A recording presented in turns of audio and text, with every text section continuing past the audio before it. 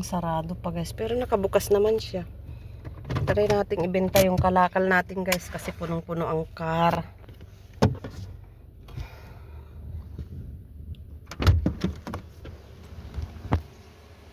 Tuktukin natin. Friend!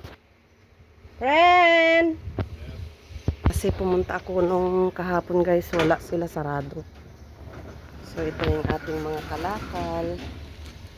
Ibenta natin siya. Yesterday I come here, not here. Ayan guys, ibenta na naman tayo ng kalakal. Tulungan ko na siya guys kasi nagpapasting siya. Ginising ko siya guys ba. Naman nagpapasting sila.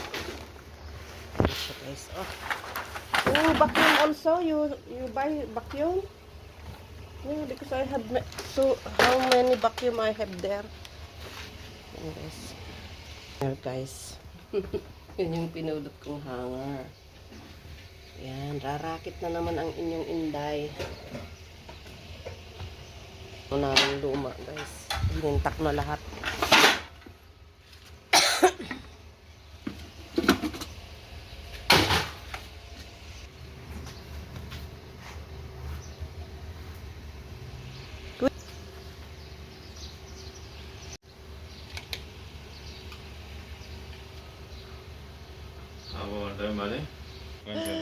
Wow guys, 4.7 only is too cheap.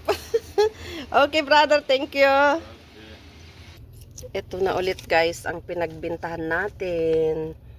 Dami nating binenta, mga kaldero, mga mic, ano ba yun? Pero ang mura nga lang guys, talagang ano lang, mura talaga siya. 4 dinar, 700.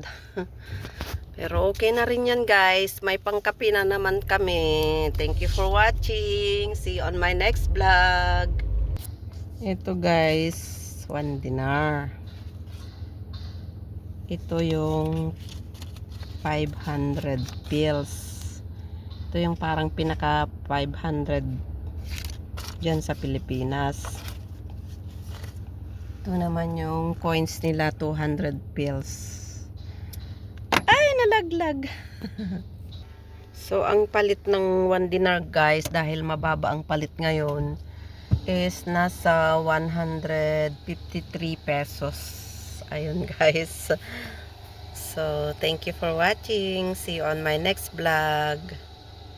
Bye. God bless us all.